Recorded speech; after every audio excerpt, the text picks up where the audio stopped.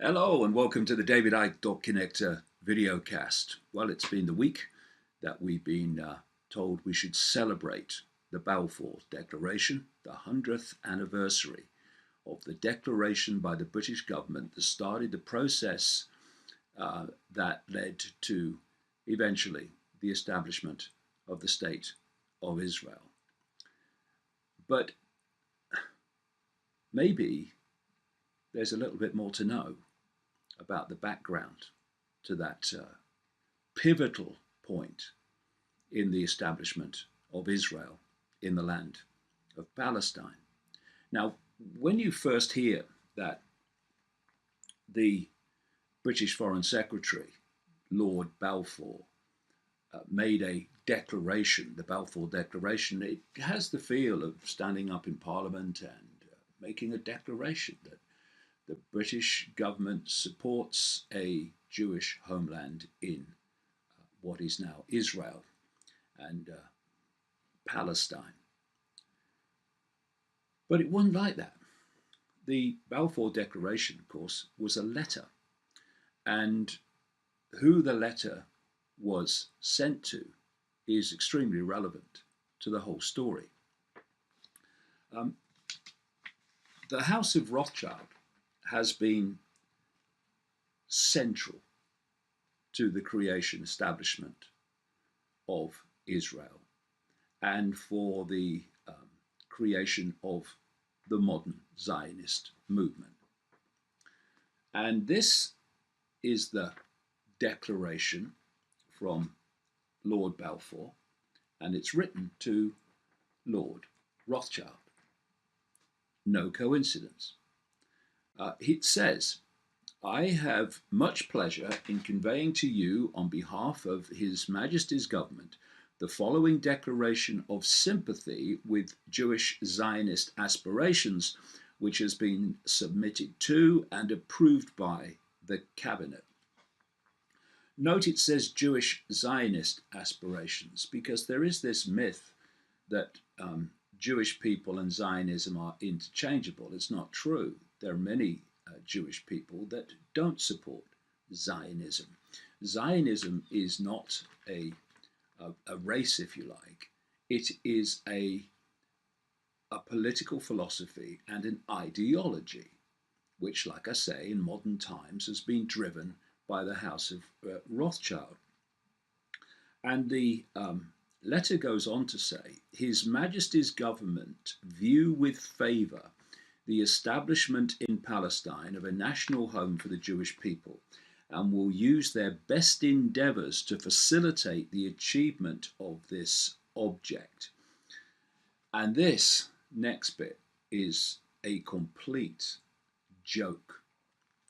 "It being clearly understood that nothing shall be done which may prejudice the civil and religious rights of existing non-Jewish communities in Palestine or the rights and political status enjoyed by Jews in any other country.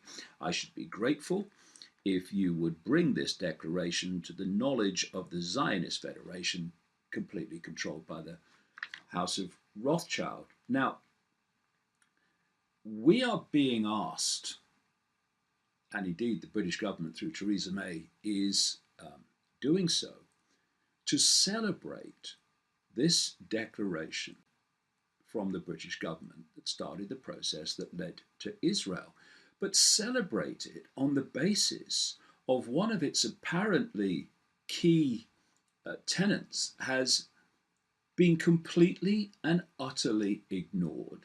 That being, it's clearly understood that nothing shall be done which may prejudice the civil and religious rights of existing non-Jewish communities in Palestine. Now, that has clearly happened on a monumental scale, and it's happening hour by hour by hour. So this is completely fraudulent in the sense that the deal was not kept by the treatment of Palestinians. Palestinians who were something like 90% of the population of that land. And here you have a British government in its stunning and predictable arrogance that can basically hand someone else's country to an outside group without even consulting the vastly greater population, 90% in Palestine, about giving their country away to someone else. Because that's what's happened. This whole nonsense about not prejudicing the rights of the population of Palestine at the time not only hasn't happened, it was never even planned to happen. But let's look at this declaration and the communication between Balfour and Rothschild from another perspective. Because, you know, as I have been going on and on and on about decade after decade, this world is not controlled and dictated by people in the seen. It's in the unseen that the real decisions are made, and the manipulation goes on that manipulates and dictates the direction of the world that we see. So there was a connection, a major connection, between Balfour and the recipient of the letter, Rothschild, and it's something called the Round Table Secret Society based in Britain. Now, this was created by the Rothschilds in the latter part of the 19th century, and its first head was Cecil Rhodes. Cecil Rhodes being the man who was an agent of the Rothschilds and plundered southern Africa and allowed the British Empire to take over southern Africa on behalf of the Rothschilds and to, of course, steal their resources, the diamonds and the gold, etc., and set the local population, the enslaved population of southern Africa, to work in the gold mines and the diamond mines on behalf of the Rothschilds via Cecil Rhodes. So he was a nice man, Cecil Rhodes, and he was the first head of this Round Table Secret Society. When he died, just after the turn of the 20th century, he was replaced as head of the Round Table by a guy called Lord Alfred Milner. He was a businessman, he was a colonial administrator, big-time British colonialist, and he was a member of the British War Cabinet in World War I. And he headed the Round Table as an agent of the Rothschilds at the time of the Balfour Declaration.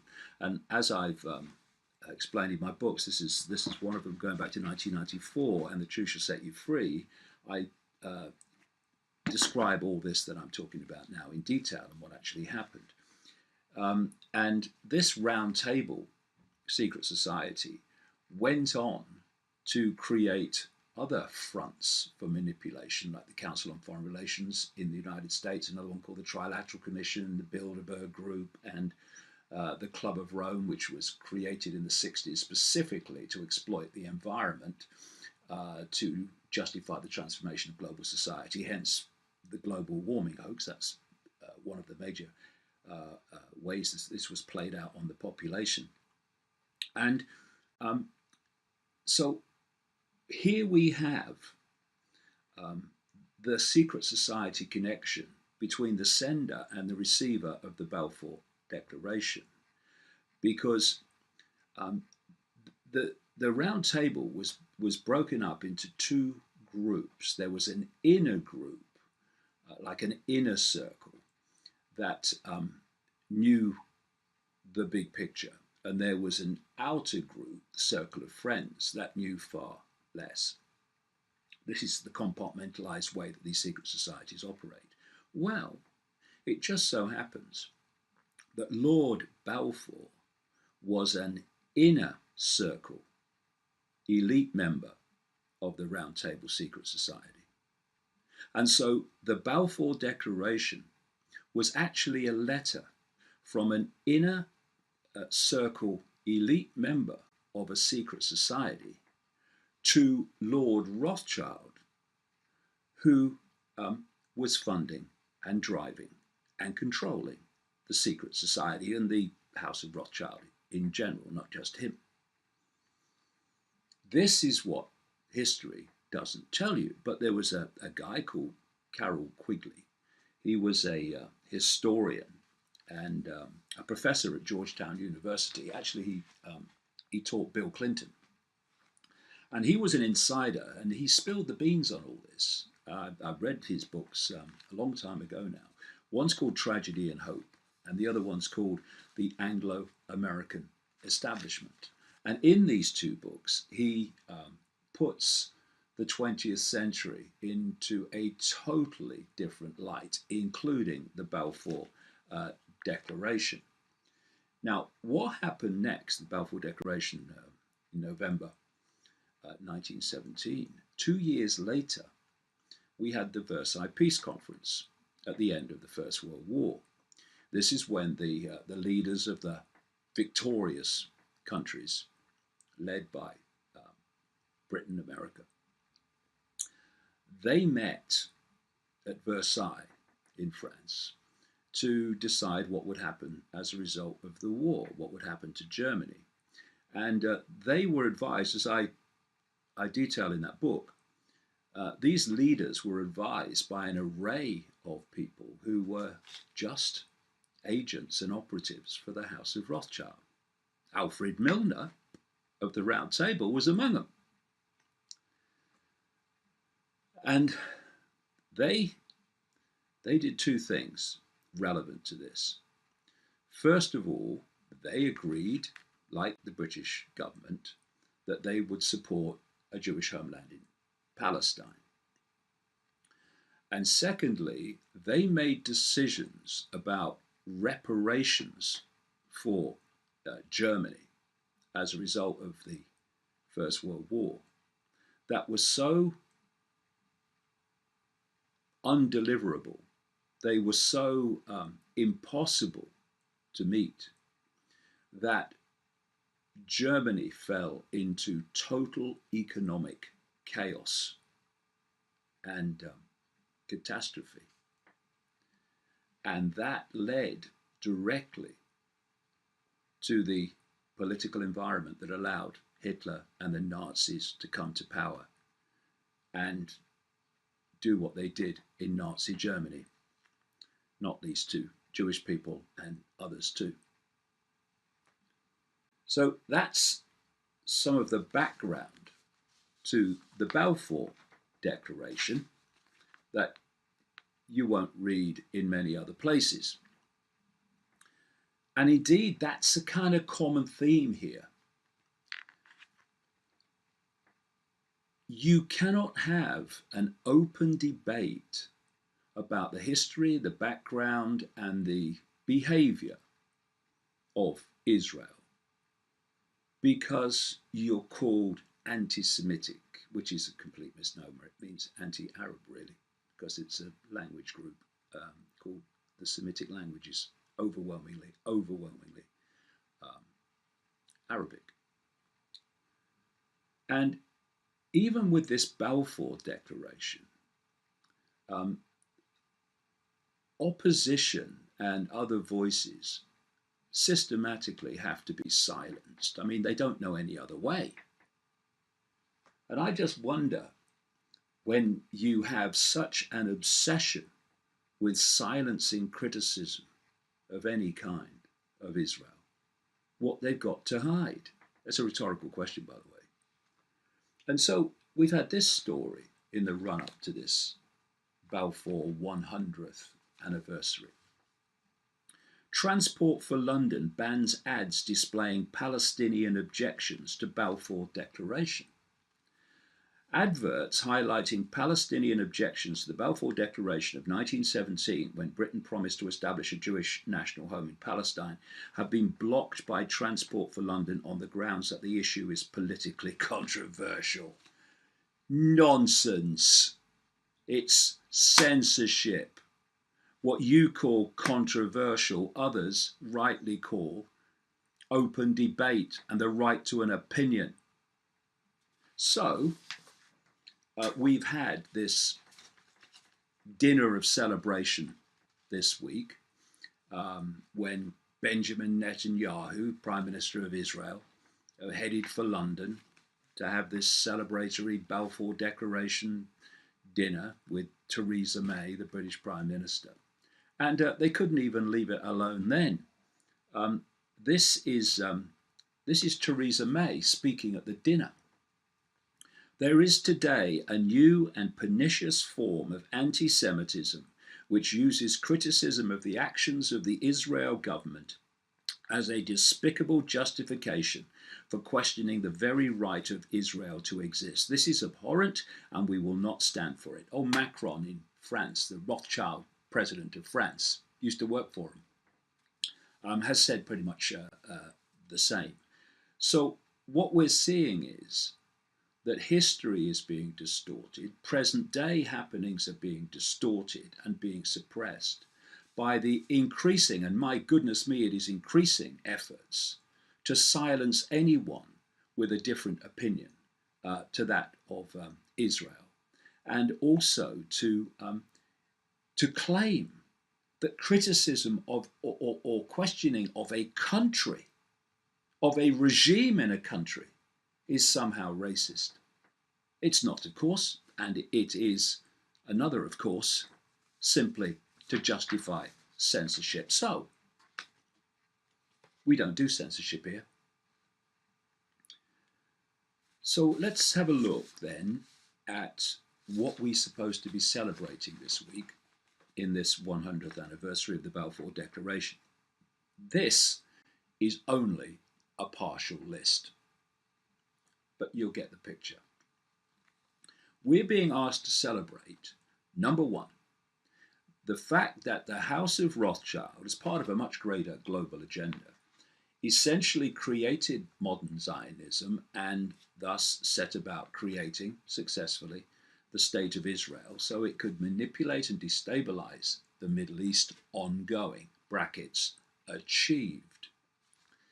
We're being asked to celebrate, number two, that the Rothschilds secured official support for the Balfour Declaration from the then powerful and very influential British government for a Jewish homeland in what is or was Palestine, and of course the Palestinians claim still is.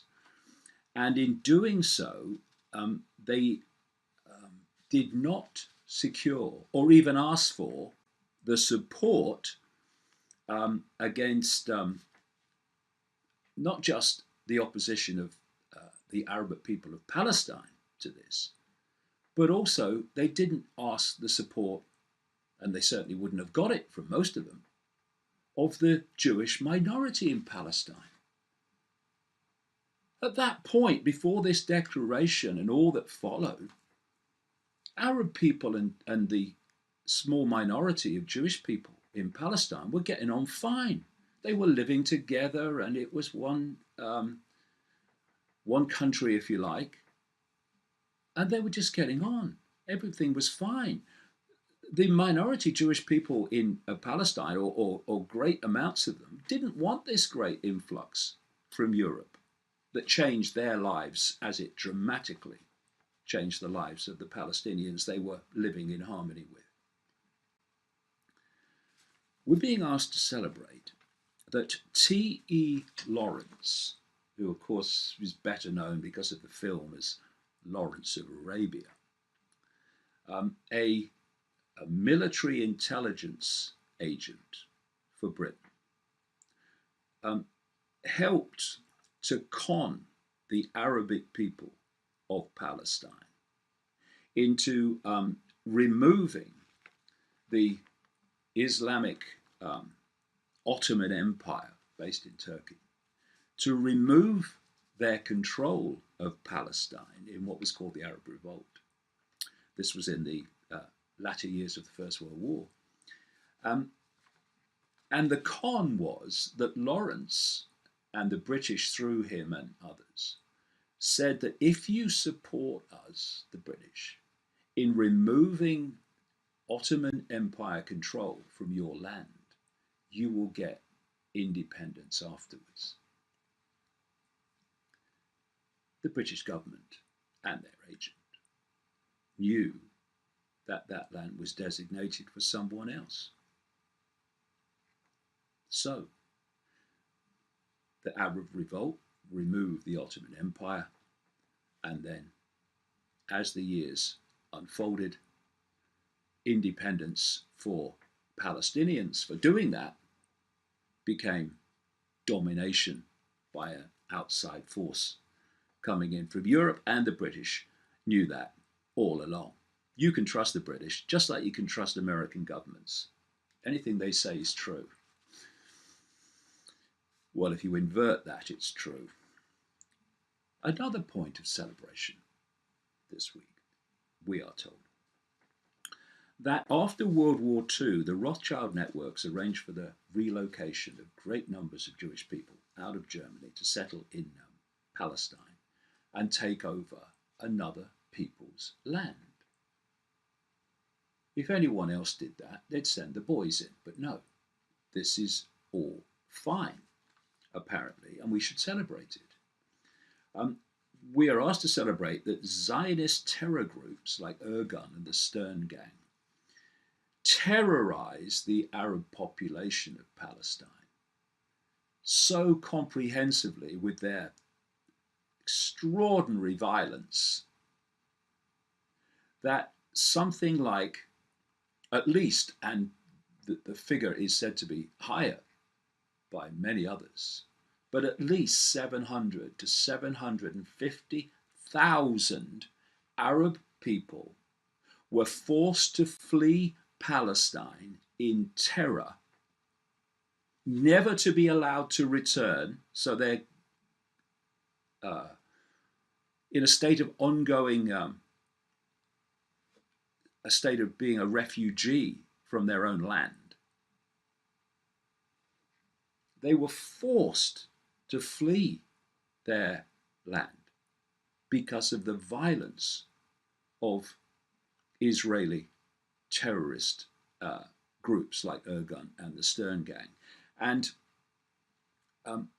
future Israeli prime ministers like Begin and Shamir were members of these terrorist abominations, who then came to power as prime ministers and started condemning terrorism. Yes, we should celebrate that. Round of applause. Something else to celebrate. That the Rothschild Zionists coming in from Europe, through still more military force and terror, given increasingly over the years state-of-the-art weapons by America and Britain and others, have continued to steal more and more Palestinian land in illegally occupied areas like the West Bank, and continually push out the Palestinian population even today from the land that they illegally occupy, the Israelis illegally occupy, so that more and more Jewish settlements can just steal the land. It's been an ongoing theme from the start of stealing land from other people. And they want it all. That's the truth. And also this ongoing violence and apartheid against the Palestinians has created, yes, an apartheid state in Israel, in which non-Jewish people are not treated in the same way and given the same rights as Jewish people. There's a word for that: racism. But that racism apparently only goes one way. So this gathering, further stealing and seizing of Palestinian land, which is all illegal, but who cares, says Israel? We do what we like. Rothschild is our daddy. This has increased dramatically again since the Zionist-owned Donald Trump came to power and basically gave him a blank check. That's why they're doing it more and more. Who's going to question him? Are we asked then to celebrate that Gaza is little more than an open-air prison camp, denied basic services and amenities, and periodically bombed from the sky with state-of-the-art weapons, supplied, many of them, with the funding of America, Britain, and the other Western moral countries. The last one of these mass bombings of the innocent in Gaza in 2014 killed at least 2,000 Palestinians, including 500 children. Anyone think that's a cause for celebration? I have my doubts myself. And let's celebrate then that the Palestinian population, all these years later, after the Balfour Declaration, is subject to Israeli military law, which denies them fundamental rights, while Israeli settlers in illegally occupied West Bank settlements are subject to Israeli civilian and the criminal legal system. They had a word for that in South Africa, apartheid. So we are asked to celebrate that since the turn of the millennium, at least 8,000 Palestinian children have been arrested and prosecuted in an Israeli military detention center system, notorious for the systematic ill treatment and torture of Palestinian children, according to Palestinian agencies.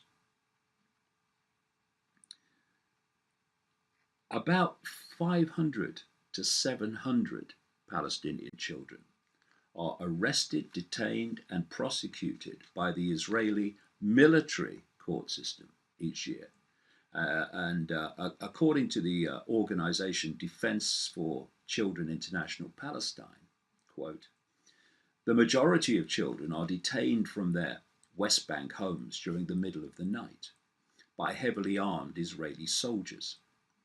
Several hours after their arrest, children arrive at an interrogation and detention center alone, sleep deprived and often bruised and scared. Interrogations tend to be coercive, including a variety of verbal abuse, threats, and physical violence that ultimately result in a confession. Unlike Israeli children living in illegal settlements in the West Bank, Palestinian children are not accompanied by a parent and are generally interrogated without the benefit of legal advice or being informed of their right to silence. They are overwhelmingly accused of throwing stones, an offence that can lead to a potential maximum sentence of 10 to 20 years, depending on the child's age. Many are given confessions to sign written in Hebrew, which they don't understand. Cause for celebration, Mrs. May?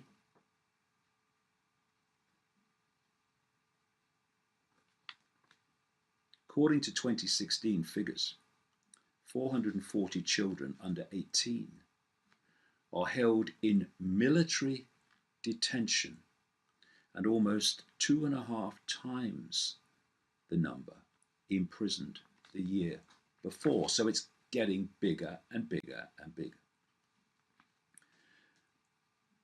We're being asked to celebrate that the tentacles of the Israeli regime and its Rothschild masters ensure enormous and fundamental influence in the politics of other countries, not least in the United States and the UK, thus fundamentally influencing the US and British foreign policy in terms of actions against Israeli targets in the Middle East.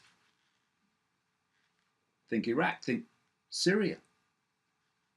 And you're going to see Lebanon come in at some point to be demonized. Iran, already.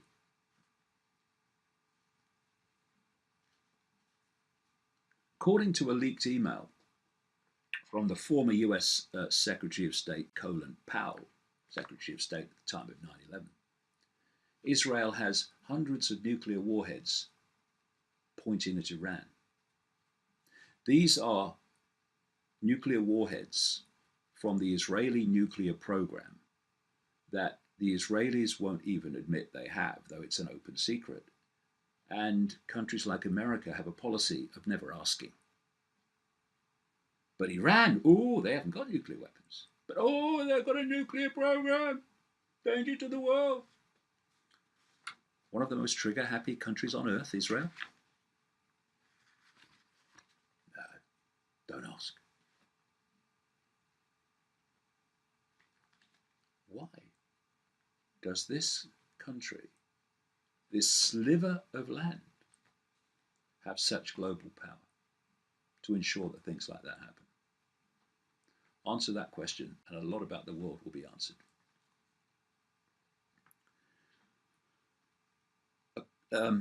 Zionism, this is another kind of point on my list to celebrate. Zionism has no historic right to the land of Israel. It's a made-up story. The vast majority, the overwhelming, virtually totality of Jewish people today don't go back to the biblical Israel. And who wrote those stories in the Bible anyway? They go back to a place called Khazaria in what is now part of Georgia, southern Russia, the Caucasus, and around the Black and Caspian Seas. That's where they come from.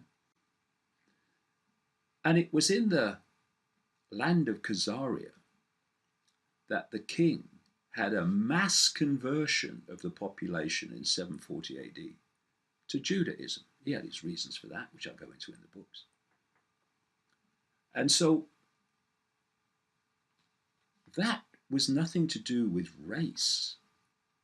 It was a conversion to a belief system and an ideology called Judaism. And then as the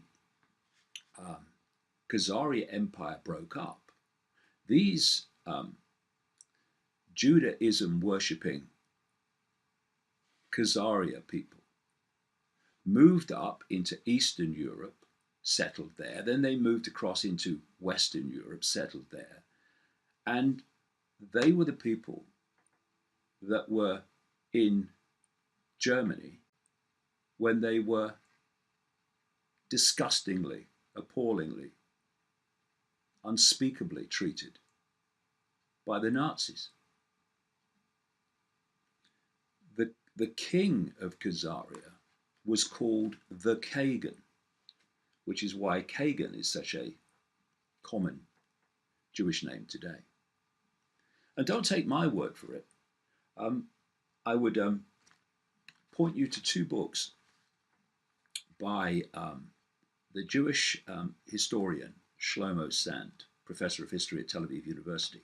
One is called The Invention of the Jewish People, and the other one is called The Invention of the Land of Israel. I've covered the story at some length in my own books as well, and other Jewish writers have highlighted this, among many others. So, we're being asked to celebrate that the Balfour Declaration led to the stealing of someone else's land, and basically an invasion. based on an historical hoax, really. Certainly an historical lie.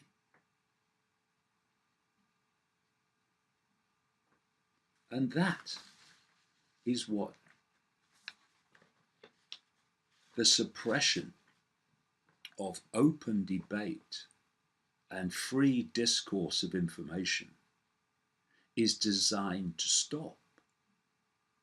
That's why Zionism has this extraordinary network of attack dog groups, hate groups actually, because they're trying to get the population to hate their targets. That's why they have such a large and sophisticated network whose goal is to suppress information that would challenge the official story about Israel, its history, and right to present day.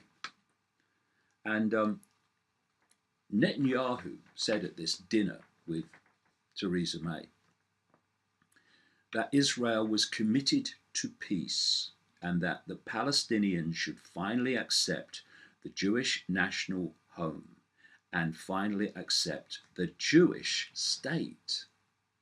Well, first of all, the Jewish national home is not has no basis in history, if the truth be told.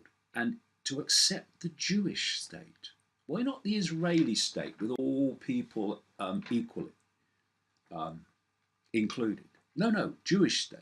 And these are the people that go on, use it as a weapon of silencing people, of silencing criticism. They go on about racism.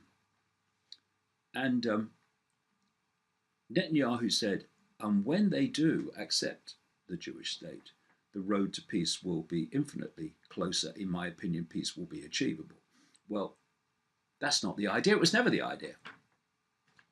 The idea was to take it all. And that's what they're doing now.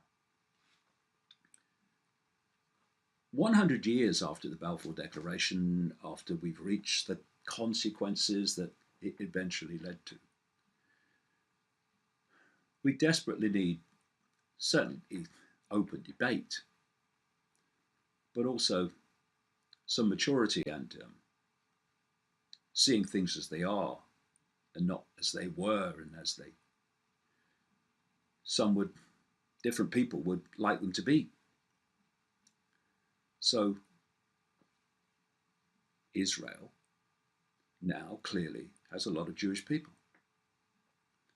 And saying, get out, disappear, is not a credible option, not in my opinion. But if we are going to see a state of peace and harmony amid this catastrophe that's unfolded since Balfour, then any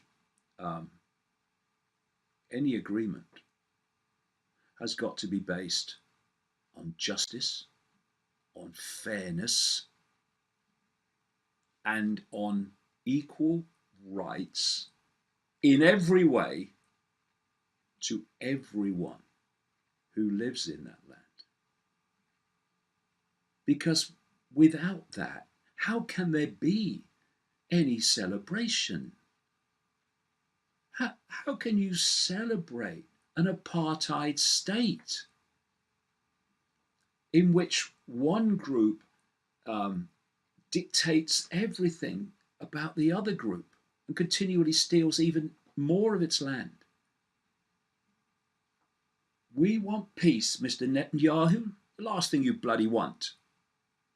You want control of everything. And if this 100th anniversary of Balfour is to potentially celebrate anything, and what this point of history, this 100th anniversary, should have been is to use it as a focus to stop having one group of people impose their will mercilessly, militarily upon another, and use it as the foundation to say, look, we're treating people like that as gods. We need another way. And that is a situation where the Palestinian population have equal rights to the Jewish population. Equal justice, equal fairness, equality in every way. And if they want to have their own country, which they control, then that surely is the least that can be offered in the light of a process in which Balfour was such a pivotal point, in which a population from outside of someone else's land came in and just stole it. In effect, took it over by force, by violence. Is there no compassion? Is there no sense of decency that says, let's try to put that right as best we can in the circumstances we have? Okay? This is your land to do with what you will. And you just accept this is our land and we'll run this. But there are no compromises based on justice and peace and fairness and putting right the ills and appalling happenings of history. Instead, it's just go on stealing, go on taking, go on occupying until there's nothing left for Palestinians at all. And that has been the goal from day one. And that's why there is nothing to celebrate about the Balfour Declaration.